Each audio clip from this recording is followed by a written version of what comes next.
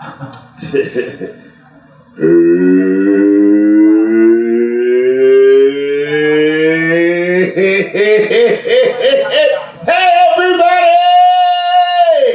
Welcome to another episode of Talkin Shop. The host created this thing, Anthony Crawford. And before I say anything else to this mic, let's give a round of applause to Jim and Mutiny Info Cafe for letting us do this up in here today. Really appreciate it. For those that have never seen or been or listened to this podcast before, this is the most selfish thing I've ever created in my life. Still can't believe people like this thing. But basically I find the best comics I can get my hands on, come in, tell us how they got to where they are, and talk about how they do what they do. And I created this whole thing for the sole purpose of one day talking to Dave Chappelle or Chris Rock, picking their brain. But until then, I find the best people I can get my hands on. And by no means is today an exception to that rule. I got a Denver legend in the house tonight. But before I introduce him, I always like to drop a little bit of advice, little jewels of knowledge. Take it if you want, leave it if you don't. But today, I think today my topic will be lighten up, comics. Lighten up. There's a lot of comedy's supposed to be fun, guys. And a lot of y'all hold y'all heart on your sleeves. Like y'all are too easily taken down, and it's not that serious. You know, a lot of y'all feel like everyone should love you right now. Everybody should. If they don't like your comedy, then they're stupid or something like. No, that's dumb. You know, I actually got in an argument. What was it, about 3 weeks ago, maybe a month ago, where a comic came up and asked me what he thought I should, what I thought he should do to be a better comic. And I told him I didn't want to give him any advice because I didn't like his style. I didn't think he was funny, and he got real offended by it. And I was like, no, because if I would do this, I would literally get you to change your style. But that's only because that's what I find funny, you know. And that's the main point I want to push right now. If somebody says that they don't think you're funny, don't take that to heart. There's a bunch of very famous and well-off comics that I do not think are funny. You know, off the top of my head, Seinfeld, Brian Regan, Gaffigan. They've never made me crack a smile, you know? Except for when I first heard Hot Pockets. All right, when I first heard Hot Pockets, all right. But after like the 5th time I heard it, then it was like, all right, I get it. But does that mean they're not funny? No, they're amazing. You know, if they gave me advice, would I take it? Yeah. But I still don't find it funny. I don't find Jeff Dunham funny either. But if he gave me advice on selling merch, hell yeah, I'd take it. Dude's amazing at selling merch. You know, so don't get so all upset when you go up to a comic that's been doing it longer than you or is more successful than you and they say they don't think you're funny. Don't take it to heart. It's not that big a deal. Because that's one person out of how many people in the world? Billions? So who gives a fuck about what that guy thinks? You know? If you're doing well enough, you have enough people to think you're funny to where you don't have to care about that one person. You know? One person isn't going to make or break you. That's the beautiful thing about comedy. There are thousands of us. There are thousands of people that can put you on. You know, if you happen to do a show and Kevin Hart's in the crowd and he don't think you're funny, well, damn. Thank God there's Gabriel Iglesias and all these other guys. Thank God, you know. Don't get so bent out of shape over one person's opinion. That should be the main focus, I should say. Don't get so bent out of shape on one person's opinion. All right? True, in a perfect world, we get 100% of the crowd to laugh. In a perfect world, we get 100% of the crowd to laugh. How often does that really happen? Getting 100% of the crowd? Never. There's always going to be one person that don't like you. Always one. Whether they're in the crowd, whether it's staff, whether it doesn't matter. There's always going to be one person. You know, if you can get 100% of the crowd That's what's up. I'm glad those 12 people enjoyed the show. All right? But don't take one person's opinion to heart. All right? Just don't, because it's going to just make you a bitter comic. It's going to make you bitter. It's going to make you angry. It's going to make you say and do something stupid. I've seen, and I'm sure John can say this too, I've seen so many amazing sets derailed because a comic focused on one person that wasn't laughing. Everybody else was, but they just focused on that one person in the front row with their arms crossed, and they derailed their whole set. Yeah, you start trying to make that one person laugh. Yeah, and you already had all these other people. Quit worrying about the few. Think about the many. You've heard that if you watch sci-fi, you hear that all the time. If you hear that, if you watch any kind of zombie show, medical show, where they like, well, this person has the cure. If we kill him, we can save millions. Get him out of there. You know what I mean? I don't care if he's 5 years old. Kill him. We got 5 million we can save. That's the comic mentality. Fuck that one person. Especially if I'm recording an album, all right, hopefully they're not on the camera. Other than that, plow away. Because laughter means everything. And that one person laughing, if that bugs you that much, then you need to quit. You need to quit. Because there's so many other people out there that should be laughing with. And if you focus on one person, it never goes according to plan. And that goes with crowd work too. I've seen so many comics stay on one person for like 15 minutes of crowd work. And this is like, dude, we get it, but he's not the only person that paid. You know, you're just performing to that one guy now. You know, what's the point? Why don't y'all just talk after the show? You know? But that's just my thing. That was just the things that have been annoying me this past month. But without further ado, let me introduce my main man to the left. The guy that obviously is uncomfortable every time somebody calls him a Denver legend, but he is. But he is, man. He used to go by Hippie Man. I heard about him before I met him in North Carolina. Denver legend, lived out of Boulder. You know, my main man, John Novosad, everybody. Give it up for me.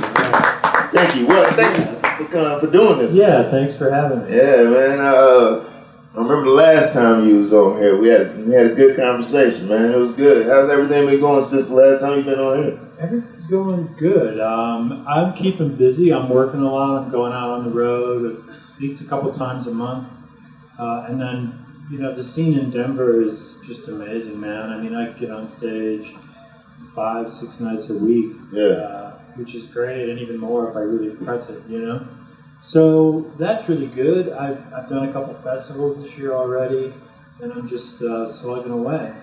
But, you know, I wanted to say something about what you were talking about, too, about with the crowd and focusing on the one person and all that. Yeah. There's a couple things. One, I don't want everybody to like me. You know what I mean? Yeah. That's like shooting for the middle. Yeah. I mean, that's like being Wonder Bread or whatever. I mean, I'm not going to intentionally go out and alienate people, but you got to buy into me a little bit, you know? Right. And the other thing I'd say is, like, when you're talking about the super rich people like Jeff Dunham or whoever it is, I mean, I always say there's two John Novosads, which makes it sound like I'm schizophrenic, but I mean, like, there's the John Novosad who's into business, and there's the John Novosad who really likes comedy. And I mean, the John Novosad who really likes comedy is like, I don't fucking get Jeff Dunham. Right. But the John Novosad who's into business goes, hey, you know, that guy did that, he achieved that. I don't think he's a thief or a hack. I mean, that fucking terrorist cover thing is pretty weird. But you know what I'm saying, man? I mean, I tip my hat to anybody who can make it to that level, right, even if I don't like that particular style of material. Exactly. So that's what I just wanted to chime in on that, you know? Yeah, I appreciate that. It's funny how, like, there's a couple, I won't name his name, but there's a comic here who's heavy on puns, like super heavy on puns, and I hate puns. They make my balls itch. I can't stand puns. And he kept asking me, you know, what can I do to get better? What can I? And I was just like, man, I honestly don't know what to tell you because I hate your whole style. And I was just like, but I guess if you want to do it, I mean, if you're going to pun us to death. You know, machine gun them joints. Don't give us a chance to breathe. And that was the only thing I could tell him because I was like, man, other than that, stop. It's like, I don't know. And that was the other thing that I wanted to say about advice, too, because I've had really big-name comics give me advice. I'm always polite. But I've had big-name comics give me advice that I said in my head, there's no way I'm going to do that. You know what I mean? But I'm still like polite and just say thank you very much, you know? And I've had strangers in the audience come up to me and say things to me that rang so true. I was like, damn, you know? Yeah. So, but yeah, I'm just always super polite about it, even if I think it's, unless somebody's really drunk and obnoxious. But I mean, if it's just normal, you know, advice that somebody gives me, no matter who they are, I'm always polite about it, even if I'm like, that's the fucking worst piece of advice I've ever heard.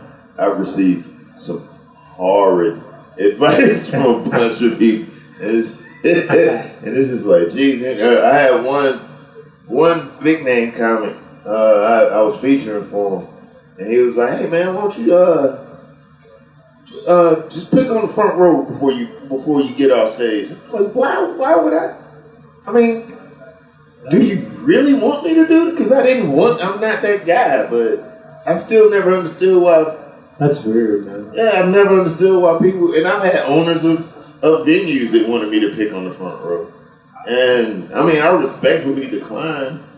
And, I mean, as long as, like, if I don't do it, I still get paid, right? But yeah, I mean, if you're headlining, I guess that's one thing. But if it's not your style. It's not my style. It wasn't my show. Yeah. They didn't come here to see me. They came here to see him. Why am I going to make fun of them? What? Yeah, the only time, I mean, not the only time, but I very rarely do crowd work unless I have to, man. There was a guy heckling me on an audition set, not heckling me hard, but just making weird noises and stuff. And I was finding that I have a bunch of saber lines. Yeah. And I was just like, dude, don't talk to me, you know? Yeah. And then I said to the audience, are you guys hearing that? Which gets a laugh, you know, like I'm hearing voices. And I go, last time they told me to beat up the mailman. And I got a laugh, and then I went right back into material. Right. And luckily, the guy shut up, you know? But I'm like, it was an audition set. I got to deal with the fucking heckler. During the audition set? That's the worst. Yeah. What are you going to do? Here's, speaking of veteran comics giving bad advice. That's what I'm doing here today. No, you're not. No, you're not. Because you had brought up festivals before, and that's what made me think about it. I had a veteran comic from the South that I've known for years. I think I met him, this is my 20th year doing stand-up. I think I met him my 3rd year doing it. And I remember he was like, yeah, you need to do as many festivals as possible. But once you start headlining, stop doing festivals because that's for new kids. And that messed me up because I thought that was stupid because I was looking at people like Todd Berry and Baron Vaughn who are hitting as many, and Jackie Cation, who are hitting as many festivals as they can. And I just never understood his thought process behind that. So, what's your take on festivals? Because you're hitting them as much as I am, as much, if not more, as I am. Here's the thing. I mean, it's definitely money out of pocket. You know what I mean? And you have to be able to accept that, absorb it, however the hell. You just have to say, I'm going to spend it. And the other thing is then, do your homework on the festivals. Talk to other comics, man. Yeah. I mean, like I talked to Brant Tober, who did Big Pine, which was in Flagstaff, Arizona. And he was like, it's a good festival, it's a good hang, not a lot of industry, but, you know, it's worth doing. And then when I did it because when I had a day job, it's weird how life works out, but I had a day job. The best boss I ever had in my life was this woman named Angela. She moved to Flagstaff, Arizona to work for another company. Oh, nice. So I messaged her and said, hey, if I can get into this festival, are you going to be... And she was like, yeah. So then I'm doing it. So then I do this festival, and there's like some pretty good industry there. Nice. You know? And I made some nice connections, and I had good shows and stuff. But it's important. I mean, it's important to do your homework because some of them, maybe aren't as good.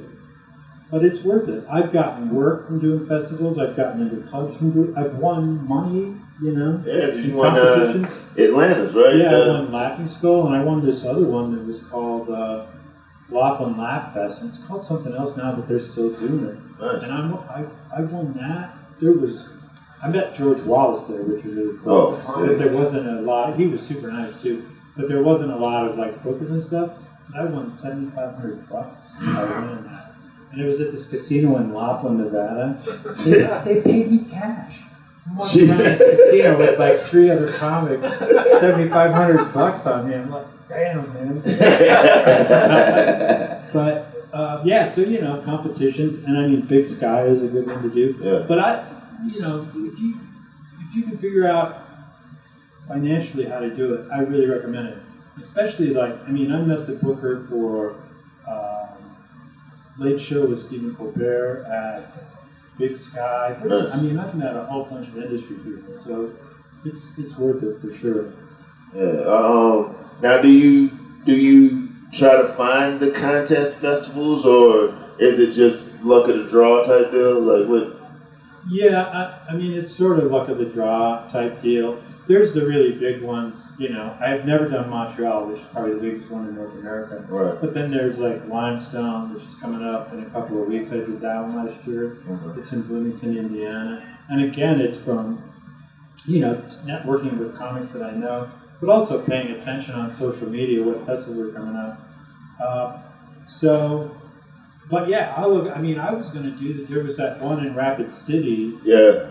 I wanted to do that. Yeah, I did that one. Did you? I wanted to do it, and it was a competition, but I already had a gig booked, and I was like, I'm just not going to. It was a local gig. You didn't miss anything. Yeah. No, I heard some things about it, and I was glad because.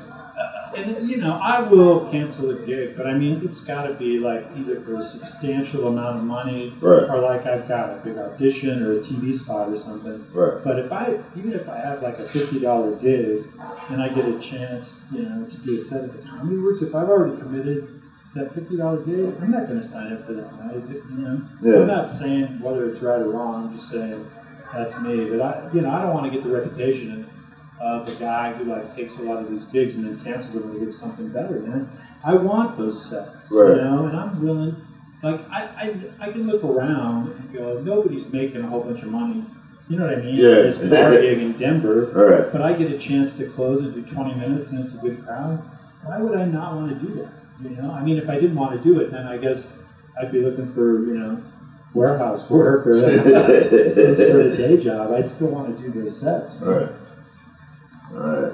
But so with these festivals, when you book these festivals or when you get into these festivals, right, do you try to link shows around them, or do you just hit it and leave? I just hit it and leave, which is probably not the smartest thing to do. It's probably better to try. But again, it comes down to finance. If you have a place to crash or whatever. But I have sort of it is a little bit weird mentality of when I get into a festival or something that's really big like that, my whole mentality is go there, take the sword out of the stone, and get the fuck out of there. But I should really try to get some other gigs around. Yeah, this is this festival that I'm going to next week is the first time where I've actually been able to link shows before and after. Which festival is it? Oak City in Raleigh, North Carolina. And I didn't realize how much of a strain it was going to be. To link them together? Yeah, to link them together. But, this is a learning process. Hopefully I can figure something out and do it better. I think that's all comedy really is, a learning process. Because then, if you could get to the point of say you get into a festival wherever in the Midwest, and then you hook up a few paid gigs either before or after that, you can start paying. It sounds good on paper. It is hard to do. But, you can end up paying for your festival experience by doing those gigs. Right. Now, when you try to go for clubs that you've never performed in, I know you said you met a lot of bookers through the festivals, but how do you go about going after clubs that you don't really know how to go. You know what I mean? Yeah. You know what I'm trying to say. Well, the first thing I'll do is I'll go to their website and look at their website and see how comedian friendly it is. Some of them say, if you're a comic looking for work, they have a separate email address, and you can, maybe they even have some guidelines. And so then I'll do that. But maybe before I'll do that, I'll look at their roster, see if, if I know a headliner who can put in a work for me. I mean, networking is really big, and I'm not the greatest networker, but I'll do that. I always look at their website and see if it just has an info at comedyclub.com or whatever. Yeah. I mean, you can try contacting them for booking information, but lots of times they just ignore you. And I even have had the ones who are like, hey, are you a comic? And you just fill out the whole thing and send it or email them, and they don't get back to you. But that's where I'll start, looking at the website. I need to be better at being regional and going, hey, I've got a gig here. How can I want to start working the East Coast more and go into Boston. I've got some connections in Boston now to do some shows, and also in New York. And I would, take a feature week for like the Funny Bone in Hartford or something. Because I'm still working my way up through that chain where they're giving me, headline wraparound dates. So I'll headline on like a Thursday, and then feature Friday, Saturday, Sunday. But if I could get out there and then put together those other gigs, that's, what I need to be better at. But networking for sure. If you know a headliner that's working the club, and you can set up, a guest set at the club and you get to the club, that's a hell of a way to go too. Right, Now, merch. I've never seen you sell merch. Have you? I have sold merch before. It's so weird. I need to sell merch because I'm taking feature weeks. I'll tell you the money. I mean, it's $600, $700. A great feature week, at least for me, would be $800. So, and I'm fine, man. I mean, at this point, driving across the country is not. Okay. I did it, but I'm not saying never, but but Kansas is the worst. Yeah. I mean, like when I was married, I was doing all kinds of that kind of work in the mid to late 90s, and I would drive to Michigan, 1,300 miles, and then do like 3 weeks worth of work, or 2.5 weeks worth of work. But if you get to a point of diminishing returns, or point of no return, where you're off on a Monday and Tuesday night, and the club's not, unless there's a condo, you're not going to pick it up. I made a deal with myself. I'm like, I'm not sleeping in my car. Right. If I drove this thing 1,300 fucking miles, man, I get plenty of car time, so I find a cheap hotel or whatever. But, man, now I don't even remember what the question was. I ain't gonna lie, I forgot what was the question? Y'all remember what I just asked? You were asked about Lincoln shows off of the festival. I think that was like 2 questions ago. Yeah. Oh, shit.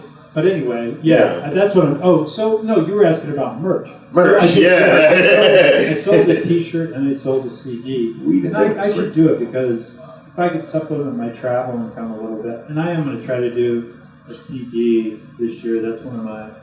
I don't know, like the New Year's resolution. One of my business goals is to have a CD that, with the digital download and all that, but I still have hard copies to fling at people in Cedar Rapids or wherever the hell I end up.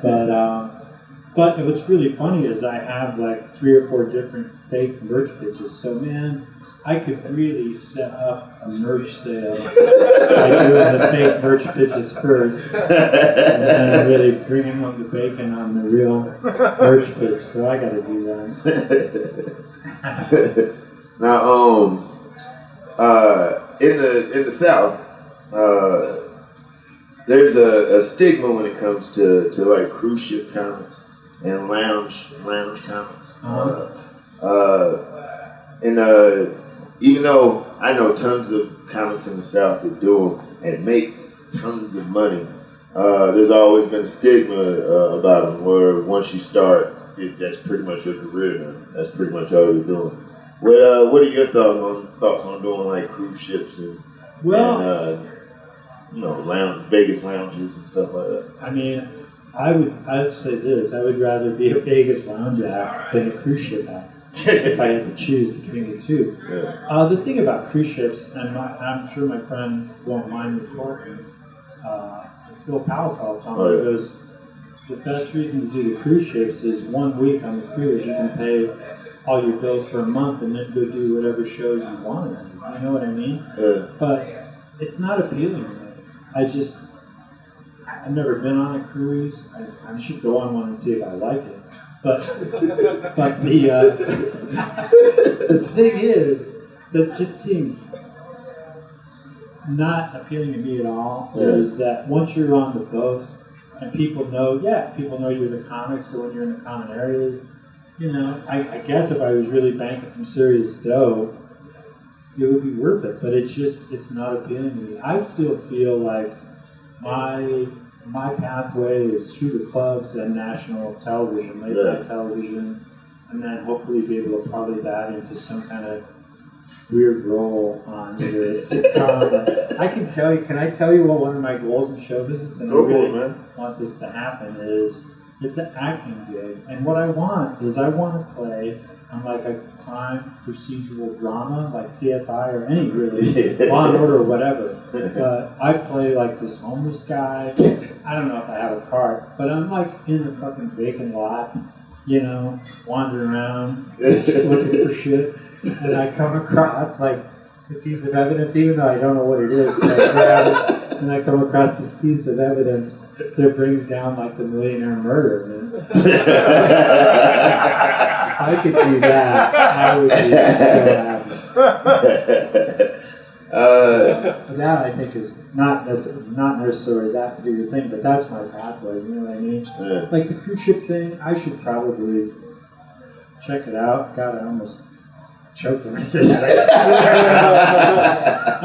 But it's just not that appealing to me. I get that. I'm same here, man. I don't know, man. It's just nothing like the thing I didn't like about both of them, the Vegas Lounge and the cruise ships was, I don't know. It's just the amount of shows a week without going anywhere. I think that is the thing that bugs me the most. Like I remember the very first comedy show I ever saw in my life. I think I was 6 or 7, and my dad was stationed in Vegas. And we went to go see Dangerfield. Wow. And he straight up said, I remember him saying, "This is my 13th show this week. I'm sick of my own. I'm sick of myself." You know, and I was just like, God, 14 shows. 13, 14 shows in the same room in 1 week. I just can't. Oh no, it's like not claustrophobic, like cabin fever or something. Like I would feel like I'm not going anywhere or something. You know what I mean? Yeah, I guess that's when it really comes down to the money, man. Yeah. If you were really, like, because I thought about what it would be like to have a residency like Carrot Top. Like Carrot Top, yeah. I mean, that's got to be weird, and I'm sure he gets tired of it, you know, but then he gets like 100,000 a show or something like that doing 14 shows. And he's like, all right, I'll nail another baby fucking doll to a board here. Let's keep doing this shit. I just couldn't wrap my head around it, man. I don't know, man. I just have to go. If I'm doing that many shows in a week, I have to at least leave that section of the state or something. I have to go somewhere. Yeah, so like, hello? Yeah. There we go. So it's probably usually Monday, man. You'd have to like get on a rocket and go somewhere and get back by Tuesday. Yeah, good God. I couldn't imagine. So when you said you won the Laughing Skull, right? Uh-huh. You won Laughing Skull and you won Laughlin. What did you go at it a different way to win it, or did you already have it in mind what you was going to do? No, that's a really interesting question, because Laughlin, they wouldn't let us repeat material. Mm-hmm. And so... It was the same in Rapid City. Yeah, and so what I did in Laughlin, well, and also I did the same thing with Laughing Skull, but they said that we could repeat material, but it was funny because one of the people, and I don't remember the guy's name, who was emailing the comics, they reiterated a couple times, Latin Skull. You can repeat material, but he made it sound like it suggested that you don't. And I had done Laughlin prior to that. So what I did was, I have a list, just, you know, how you name your bits. Right. Shoes on the bus, whatever, Yeah. you know. And I have this master list, so I audio recorded my sets at Laughlin, and then I looked at the master, I had a copy of the master list, and I listened to my set and crossed off the bits that I did. And then I looked, and it was like, oh shit, there's a great opener, so boom, that's what I'm opening with next, you know? And I can't remember where it was at one of those, it was either at Laughlin or Laughing Skull or Big Sky, but I heard this guy talking to another comic about a comic who had done a competition the year before, and he was like, and I honestly don't remember what the comic's name was, so it was Bob. He was like, Bob was saving bits for the finals and didn't make it to the finals. You know? So I heard that, man, and it just really registered in my head. So like in Laughlin on the second set, which was the set that was going to get me to the finals, Right. I put together the strongest set that I could, and I thought, screw it, I'll figure out what I'm going to do if I get to the finals. And I did get to the finals, and then I did the same thing. I listened to that set, crossed off, and then I was like, here's a good opener, and I put together. And so then I used that same format for Laughing Skull. I don't remember what the joke was, but since we could repeat, I repeated one joke. But, you know, that works really well for me. And the other thing about that, this is something, when we're talking about festivals, one of the things that is really worthwhile about doing the festivals is you learn how to put together a showcase set. Yeah. And this whole industry is built on showcase sets. Nobody says, I want to see your 45. You know what I mean? Like, No. a 6-minute set can get you into festivals, it can get you on TV. Right. You can win festivals with a 6 or 7 minute set. I mean, it's really a good skill to have.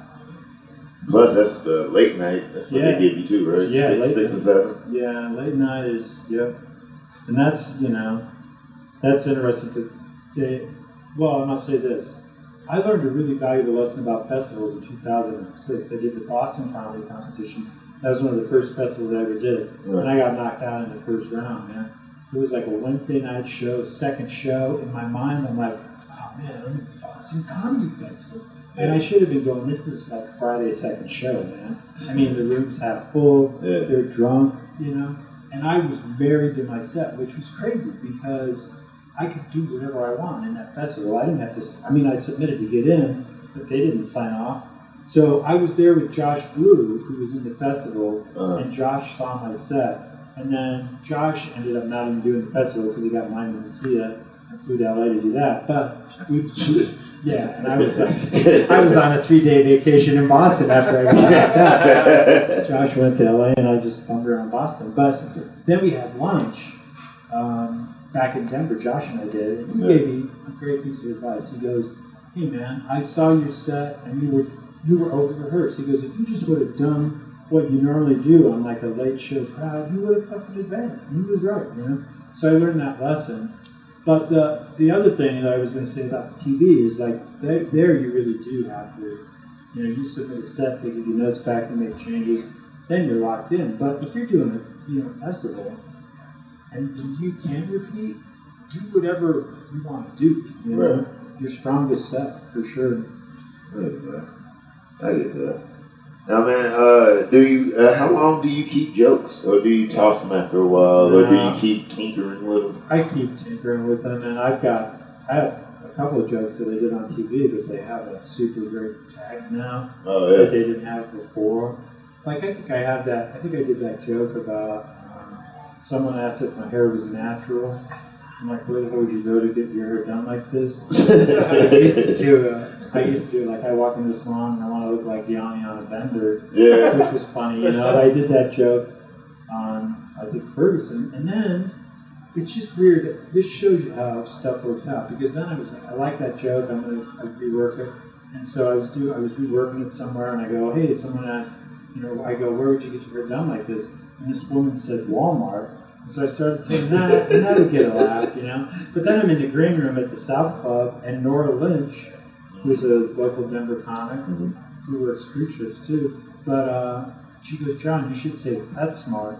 And so, you know, where do you get your hair done like this? And I make the woman in the eye, you know, she goes PetSmart.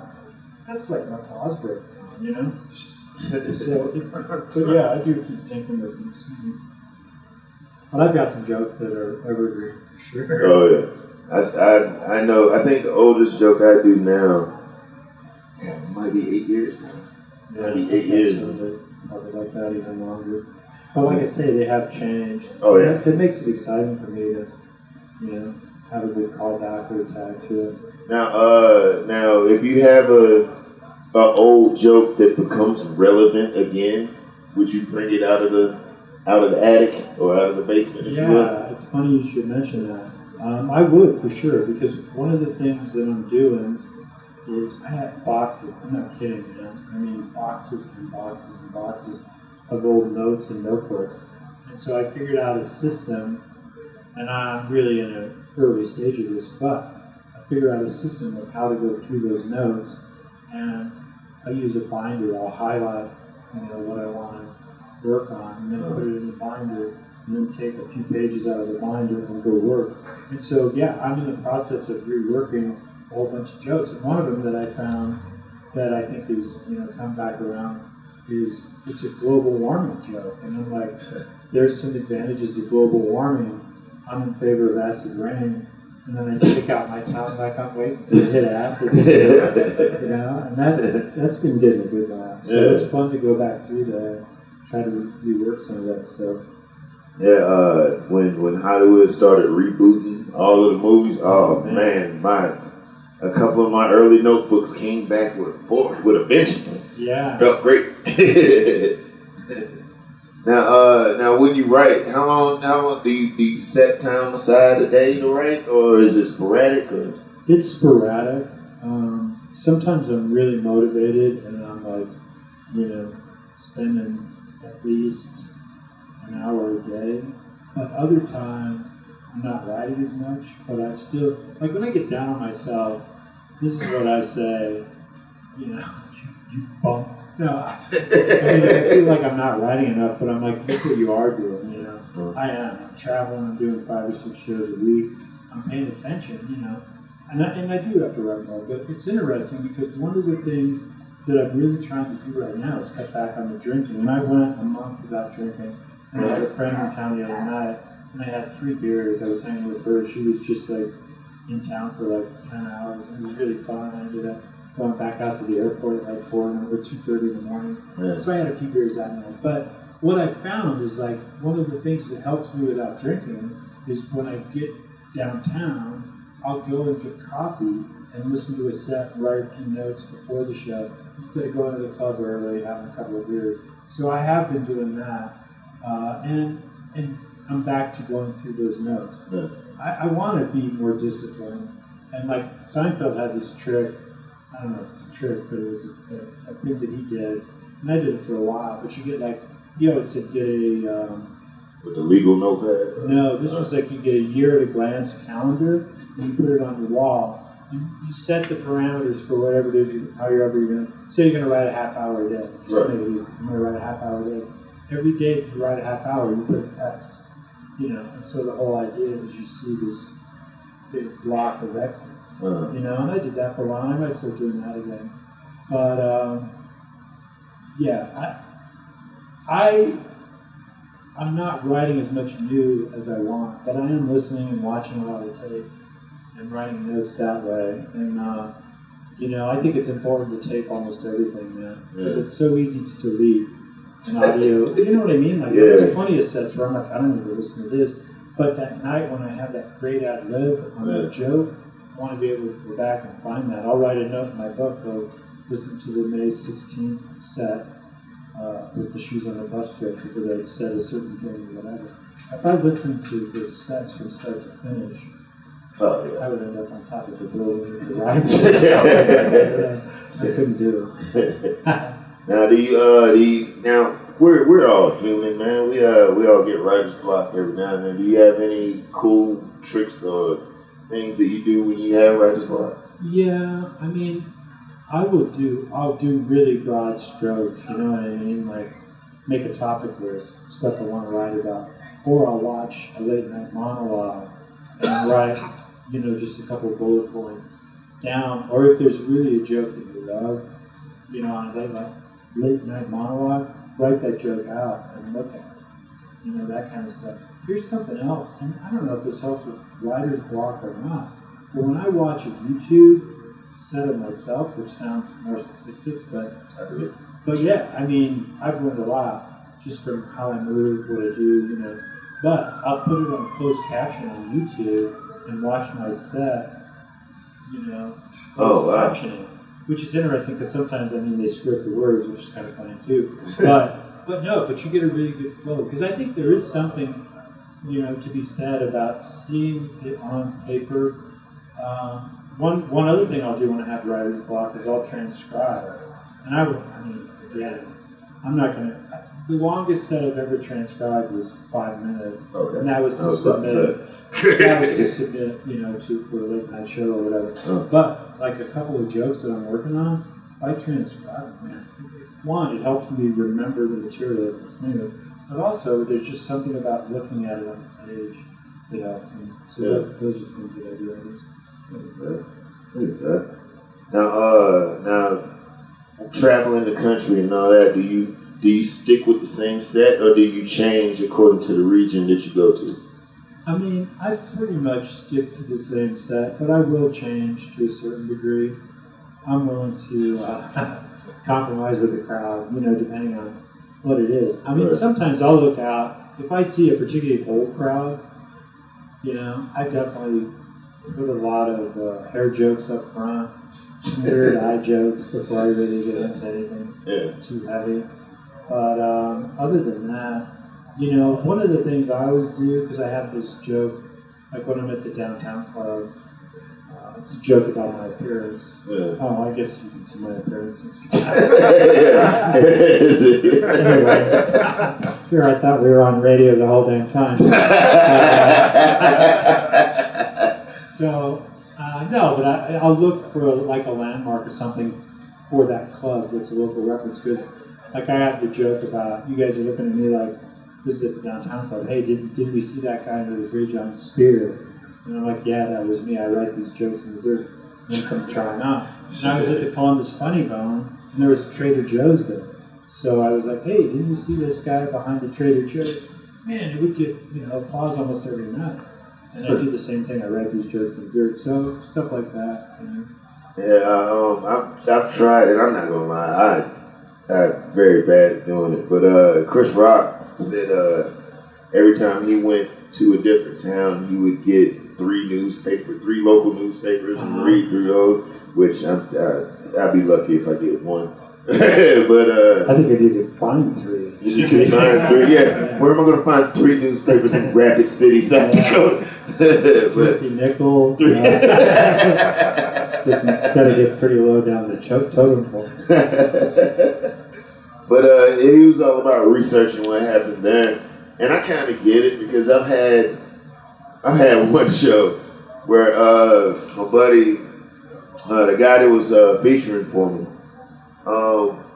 just completely blanked on what was happening in the city, and it wasn't even a joke. He was riffing. He was ad-libbing. And he started riffing on a fire of some sort. Something about burning his house down or something like that. But what he didn't realize was 70 people had died in a fire in the town or something like that. And I was sitting there like, dude, the person that owns this place mentioned that. Like, why would you bring that up? And yeah, that's that's unfortunate. Yeah, it's like you can't dig a bigger hole, man. Yeah. I do a couple of different things, especially if it's like a one-nighter. If it's a regular comedy club with the standard backdrop and stuff. But if there's if there's a weird backdrop, I'll try to do a joke about it that isn't derogatory towards the club. But the example, and I didn't do this, but this is why I always do this, and I don't remember the comic's name, man. It's a long time ago, like in the 90s or something. But there was this real rustic backdrop with a hitching post for a horse and like a door, not a barn door, but you know, I'm this guy standing there and he goes, man, I feel like I'm in Little House on the Prairie. And he's like, hey, Pa, come quick. Jim's doing comedy again. I just got a huge laugh. And I remembered that, and I'll look around. Like one time there was a bike, you know, hanging from the ceiling. I was like, hey, I rode my bike here tonight. You know, not the funniest joke ever, but the crowd appreciates that. And if you can do it in a way, like I say, that isn't derogatory, it's fun. I mean, I have local jokes that I'll use in Denver that are killer local jokes. And you know, if I'm on a Saturday night and it's a big headliner and I'm doing a 20-minute set, I'm not going to do that local joke every time. But I sure as hell am not afraid to do it. Right. It's going to get a big laugh. Why not? You know? Oh man, that's something else I meant to say up top. It bugs me, man. I just came back from another festival like 2 weeks ago in North Carolina, another North Carolina festival, and there was a Denver comic there, and the show that me and him were on, he did a joke about Colfax. He did a joke about Jesus Saves. He did a joke about 16th Street Mall. And I'm sitting here like, dude, we're in Greensboro, North Carolina. They have no idea what any of this stuff is. And, oh man, but yeah, I meant to bring that up about keeping the local references local. Yeah. Either rework them to fit where you're at or take them out. You know? It just blew my mind. Obviously, he didn't do well, but he's a good guy. But I don't know. I wish I was better at finding local references. I always feel like whenever I go to a town that I've never been to, especially a town I've never been to, and I find a landmark or something like that I know I can make a joke off of, I always feel weird. Like, man, if I noticed this, so many people have probably already did a joke about it. It's like how people here in Denver, when a comic comes from out of town, they're like, bro, here's 7 minutes on weed. Yeah. I'm like, we get it. Like, I'm waiting on the shrooms material now. I'm waiting for the influx of shrooms. What's going on? The good part is, though, maybe most of those people just made those jokes in private. Like, I talk to my brother and be like, hey, that thing. Yeah. Inside jokes don't really work on stage, though. But one thing I will do, like if I think of a joke at a club that's new to me or, you know, from out of town, and it's a local reference, I'll ask like the manager of the club, maybe some of the servers. A lot of guys make fun of the big obelisk in the middle of the fucking down or whatever. Yeah. You know? And if they say no, or even if they say yes, then maybe I'll even run by my joke and go, hey, have you heard this? I might not do that, but I would definitely ask if someone's done a lot of jokes about that. Whatever that thing is. Really good. I need to start talking to the staff and managers more. I never think about it. I mean, I'm always super nice and tips. I know that part, but I never think about asking for, like, you know, I mean, I can't even think of the word's escaping me right now. A tip or whatever. Right. Yeah. I mean, some guys will come in and go, hey, what's the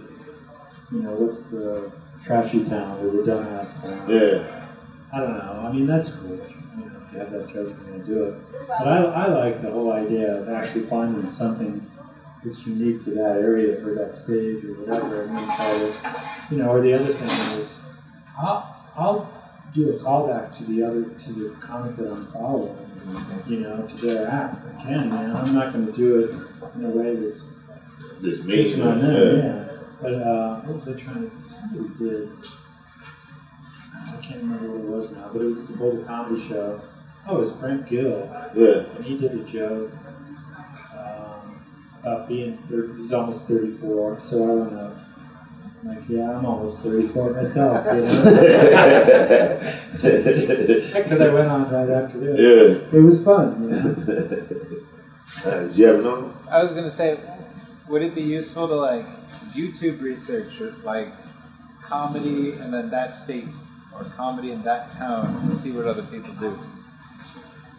I don't know. That's actually a good question. I've never thought about using YouTube like that. Yeah, I mean, I think you get onto a slippery slope as long as you're doing it just for like thematic elements. But like what to avoid and what. Yeah, works. and I mean, it's just because all of a sudden you're looking at someone else's material. Yeah. That's where it gets to be. I mean, I'll watch a lot of different comics, but. And it's real easy to go into like a Freudian slip or a parallel thought. Right. And it's just like, and then you'll look at that YouTube clip again and be like, oh, so I'm not a genius. You know, but I ain't gonna lie, I've done that before. That's the only reason why I immediately kind of went, ugh, because that scared me a little bit. Like I remember, what was the last time I did? Last time I did was, I was featuring, no, I was hosting, I was emceeing for, I think Stanhope was when I did it. I think it was Stanhope. And so I was studying, seeing what kind of material he was doing now. Because I don't think I had seen anything from him in years before then. And I started looking at some of them and I was like, all right, yeah, all right. Okay, I got a feel of how he is. Okay, he's still the same. All right, let's do this. And next thing you know, I do my 15 up front. And I introduced the feature and I go into the back and he was like, hey man, yeah, that was a good set. By the way, one of those jokes is very similar to something I did years ago. And I was like, which one? And as soon as he went into it, I was like, yep, that one. All right, my bad, man. Yeah. But I didn't even think about it. You know, I was just rolling with the punch. It was a Freudian slip. You know, it's real easy to go from, yeah, this is a good thought to, oh, I saw that somewhere else. You know, and then I don't know what I'm trying to say. I'm not high right now. I know what you mean, though. The best thing that I read about it was from Richard Jenny. I don't mean to laugh. But he did. He said he was talking about watching other comics. He wasn't necessarily talking about working with them and watching, right, but just watching other comics, specials, and if you're working with someone live, watching it. And the analogy that he brought up, I thought was a good one. He's like, if you're a painter, why would you not look at other artists' paintings? And you might even see something like the way that they did that brushstroke or whatever the hell, I don't know painting, but you know what I mean? You might see something and go, I can implement that. You know, you're not directly stealing it. Like, right. I'm going to paint a red barn just like fucking Gauguin did, you know? But no,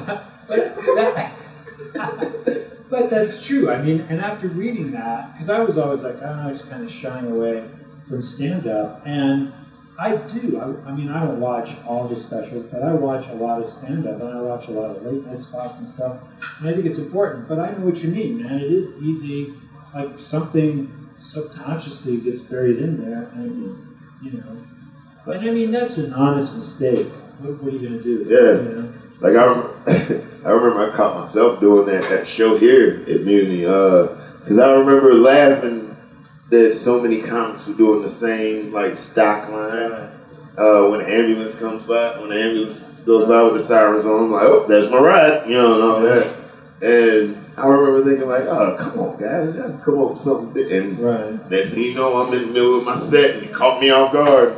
I'm like, damn, yeah, miss my ride. You know, I was like, I did it. I didn't mean, yeah, but it's weird, man. I don't know. What you got? So, some of the strongest sets I've seen you do have been ad-lib. And I'm wondering, do you have a way that you go into a show knowing that you want to? So you have something that you'll engage somebody to give you that in? Or do you just find somebody that's an easy mark? No, I'm never looking at, specifically someone. What I'm looking for is that spot to go off and ad lib.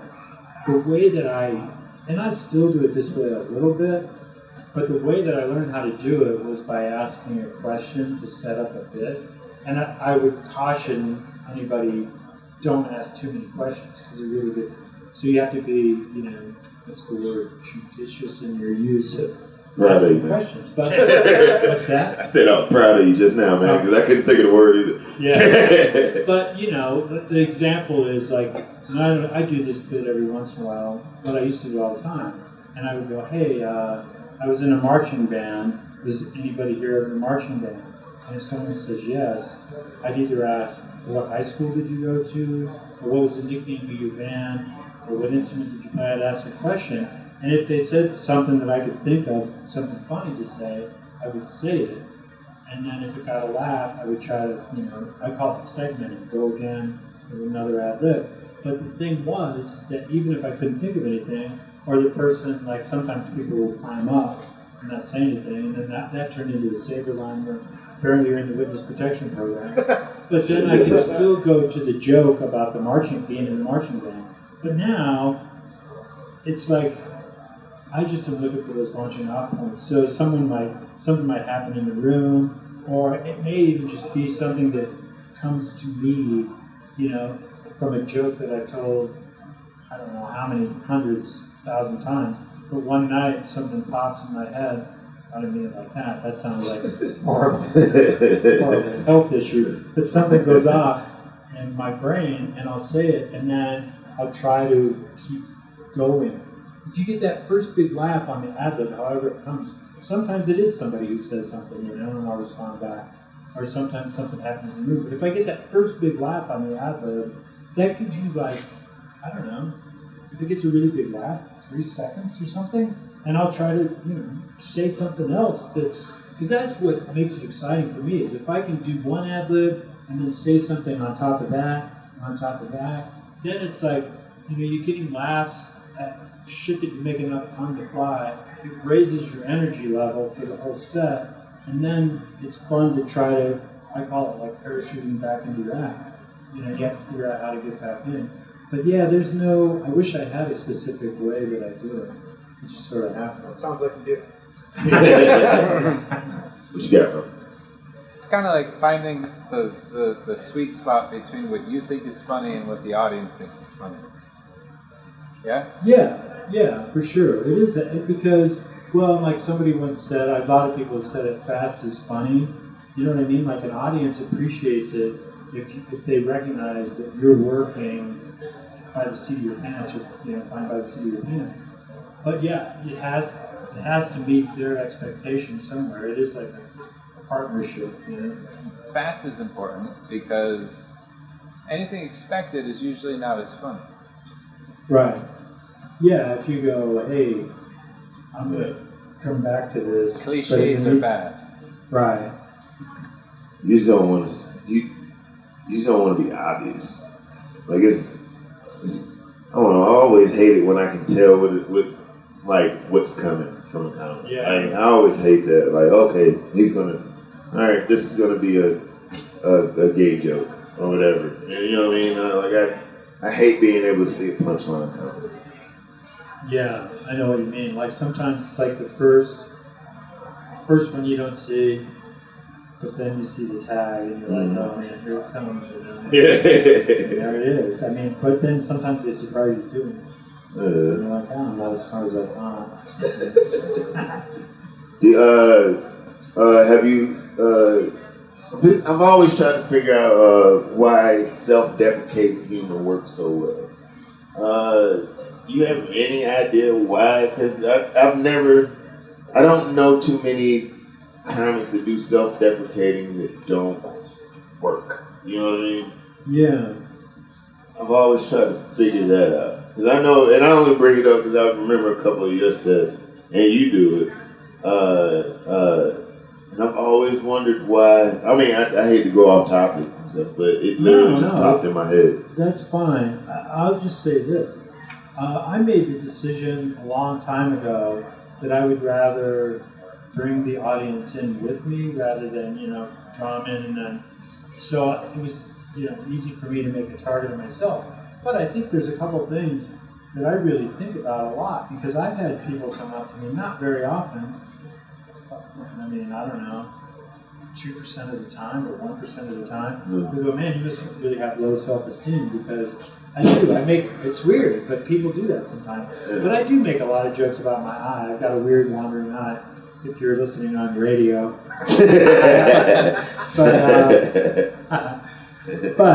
And so there's times, you know, like I think to myself, should I even address it? And I almost always do at some level. But I was sitting in the back of a comedy club with a friend watching another comic on stage, and I'm like, how many people? I mean, it's pretty pronounced for sure, but I'm also like, how many people in a room, like say 10 rows back, can really tell? I mean, I was looking at this performer's eyes, so. But you know, it's easy to make fun of myself, and as long as I don't do it too much, I think. Yeah, go ahead. I'm a, forgive me if I overstep, but I'm a literary analysis teacher. One of the reasons psychologically why self-deprecating humor might be preferred is if I make fun of you, then you might feel uncomfortable. Like if I make fun of something in the crowd, some people in the crowd will feel uncomfortable. If I make fun of somebody else that nobody in the crowd can associate with, it might also make people feel uncomfortable because I'm laughing at someone else's someone else, right? For no reason. But if you make fun of you, now I know it's okay to laugh at you because you're okay with it. And that kind of makes it more comfortable. Well, when I think of like the opposite of self-deprecating, I just think of somebody that is super confident, like a Jeselnik or Dice Clay in the 80s. You know, like, you know what I mean? Like, instead of like picking on themselves, they're just like, I'm awesome. I'm man. I've always thought about it like that, not like they're picking on people. Oh yeah, I see what you're saying for sure. Yeah, and I didn't mean it.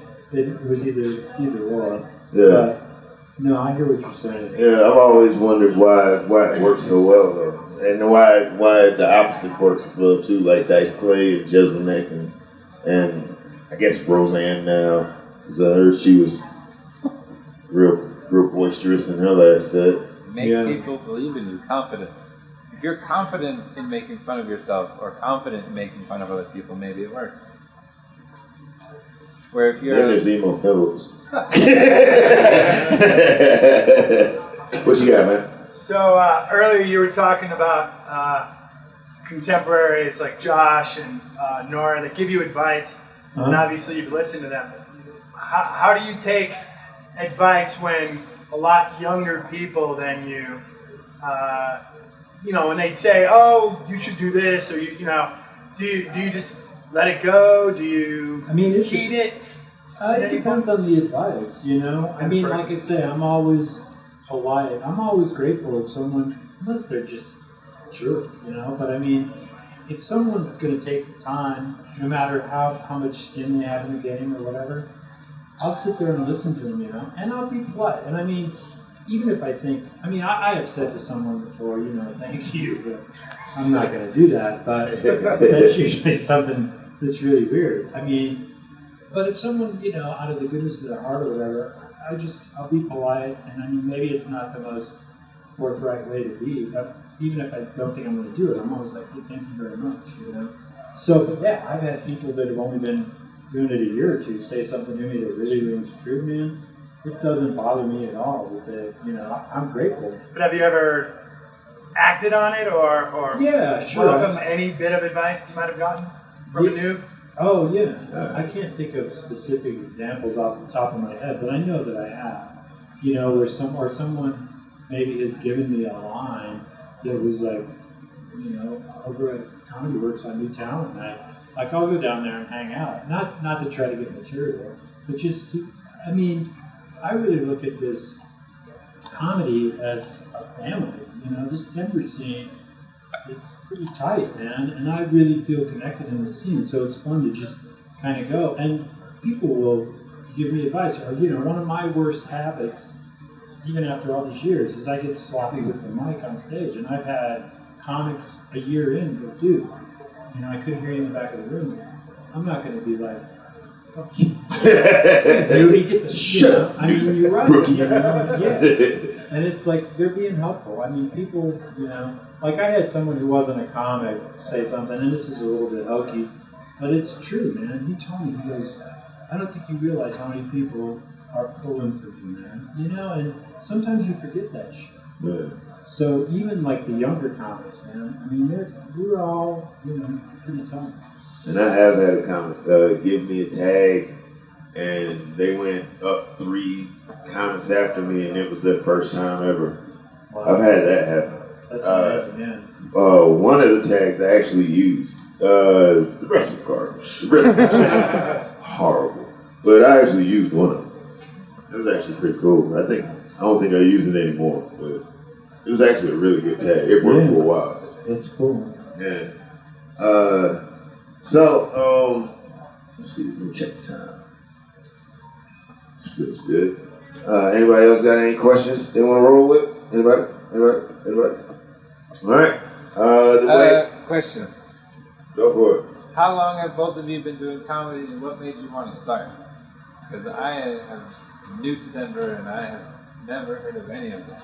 I actually just randomly walked in here today. No. I've been doing it for 20 years. And I've just always wanted to do stand-up. I only went to college for my mom and dad, and I immediately dropped out. So I just wanted to do stand-up all my life. I've been doing it since my 18th birthday. I started actually around 1980, and it was one of those things where, like, when I was comfortable around people, I was pretty funny. I wouldn't say I was a class clown kind of guy, but it always intrigued me. Stand-up always intrigued me. I saw George Carlin at Mackey Auditorium CU like in 1978 or 79. And then Boulder always had like free schools and stuff. I took a course in stand-up comedy, which I would not recommend. I didn't like the course. I really didn't. And there was these 2 women that were just so nice, but they approached it from more of an improv or an acting background, like a lot of exercises and stuff. And I'm not saying that there's a value in that, but I was like, I want to get to the nuts and bolts of writing jokes. So I dropped out of the class, but I really do owe my career to these 2 women because they gave my name to this guy who had an open mic at a music club in Boulder, and he called me up and I'm like, dude, I'm not a comic. I've never done comedy. He's like, that's okay, come down. And that's how I got started. And I had a big gap in the middle of my career from like 93 to 2001 where I wasn't really, doing a lot of shows. My marriage was ending. I went through a divorce. I moved back home for a while. I was doing like 1 or 2 shows a week. But I've been back since 2002, and I mean, even when I was doing it just as a hobby comic, I still really like doing it. But since 2002, I've been full-time, and, I still, the shows are what drives me, man. I really love doing the shows. I love the whole process, and that's how I know I'm, again, it sounds so good, I'm supposed to do it, but if I ever I come down to Denver on the bus, take light rail and shit, to go do, 10 minutes at a whatever. To do this? Yeah. I'm driven by it. It's still really intriguing to me, and I still do believe that I can get to that national level, Oh yeah, definitely. All right, one more. Go for it. No, go for it. For you guys, what for you makes something funny for you? What do you think is the thing that makes something funny? What makes something funny? Yes. Not universally, but like for you personally, what is the thing that can be said, and what about it? What attribute makes it funny? I don't know. Relatable, and it caught me off guard. Like I just didn't see it coming. Like that the old boxing analogy. The one you don't see that always hurts the most. That's the one. That's kind of me, man. I just as long as I don't see it coming, and I kind of know what they're talking about. I mean, run. I guess this is a little inside baseball, but it's a couple of things. I mean, one, it obviously has to be funny to me, and then I always have a pen and paper or somehow capture that idea down and then refine it and see if it's still funny to me. There's a lot of editing that goes on the page before I ever try it. But yeah, the first thing is it's just got to strike me funny. But then I heard this friend of mine describe a good joke as like it's a straight line with a left turn. You don't be surprised. Yeah. But it all begins with something that just strikes me funny, and then refining it and getting it to what I think is good enough to try on stage. Really trying to remember what he teaches a comedy class in North Carolina now. I'm trying to remember he said there was like 4 different types of punchlines. I know one was misdirection. And that's the one I remember because that's the one I love the most. I can't remember the others. I'll bet but penis is in there somewhere. Yeah, nothing like a good dick joke. Okay. But yeah, man, we're gonna wrap this up. We've been a little over an hour. I always wrap this up the same way. Every episode, I ask the same 2 questions to every guest I have. And like I said earlier, this is not gonna be an exception to the rule. So, Mr. Novosad, what is a big pet peeve that you see comics do? Oh man, running the light and then using the excuse that they didn't see the light. But here's the thing, this is what really makes me mad, is the light is a courtesy. Mm-hmm. It's your responsibility to keep track of the time. If you don't see the light, TFB, I said fucking many times, too fucking bad. You know what I mean? Like, it's your responsibility to keep track of your time. Yeah. And it's one thing if you go a minute or even 2 over, but after that, come on. I get that. Oh yeah, it's brutal. And I ain't gonna lie, I'm not gonna sit here like I'm a saint. I used to be very, very bad about going over. Very, very, very bad. I've gotten better though. I've gotten better. But yes, I used to be very, very bad about going overtime. I actually got suspended from a club for going overtime one time. Well, and I mean, it depends on the show, but you know what I mean? Like, even if you're going up featuring and the opener goes over by 5 minutes, I mean, it just moves everything back. Right. Makes it harder for the headliner. Yeah, it was, I actually got suspended my 2nd feature set ever in a club. Wow. And yeah, I was supposed to do 20. I think I did 30, something like that. And they were not cool when they suspended me from that club for a month. Wow. I mean, they still paid me, so I appreciated it. But, Right. but yeah, they didn't work me for like another year or 2 years or something like that. And last question I ask you, brother, is what is something that you wish comics would do more often? Something that I wish comics would do more often. I guess record their sets, and you know, like I say, don't listen to everything because you'll go crazy. But especially if you're first starting out, man, record everything, even if it's audio. Audio is, you know, just as good. I mean, not quite, but you can learn a lot by listening to your set. So that's what I want to see comics do more often. Record the sets. All right. Now, how can they find you on social media, man? If they want you to come out to the town. Yeah. Hippieman.com. I still have that domain. I'm gonna keep it. But yeah, that's my website. And then Facebook, it's Hippie Comic at Hippie Comic, and so is Instagram. So on Twitter, I think it's Hippie Man's Plan. But Twitter, I just go after Trump. I've got to rebrand my Twitter use. I'm not building fans on Twitter yet. The other ones I'm really good about staying neutral about. Something about Twitter just makes me want to go after people. You got besides High Plains, which I'm almost positive you'll be doing, any other festivals you got coming up? I don't. I future? I just finished a couple, and I'm actually going to start really looking at festivals to submit to. But yeah, I did Gilda's Laugh Fest in March, and I did Trinidad Southwest Chief just a couple of weeks ago. So I don't currently have a festival, but I'm going to be looking for sure. I want to do the bigs this year, like Big Pine, Big Sky. Yeah, I'd love to do those. Yeah, both of those are good. And Big Sky, yeah, for sure. That's a contest too. So. Oh, it is? Yeah. I didn't know that. Oh, there's that. I'd love to do that. But yeah, I'll let you go, man. Now, everybody give it up for John Novosad real quick. Thank you so much for doing this. And yeah, man, normally we do this every third Thursday. However, next month, I will be on the road doing the Northwest.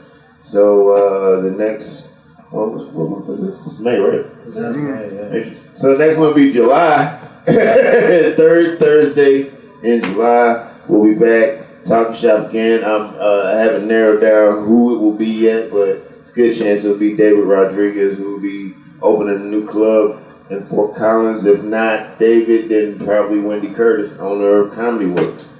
So I haven't nailed it down yet, but both said they were more than willing to do it. Just gotta get the schedules right. So keep a lookout for us. Come out to Mutiny Information Cafe, the coolest spot in Denver, on the coolest block in Denver. And yeah, man, I'm Anthony Crawford. That's John Novosad. We've been Talkin Shop. Come back, we'll talk shop again. Thank you.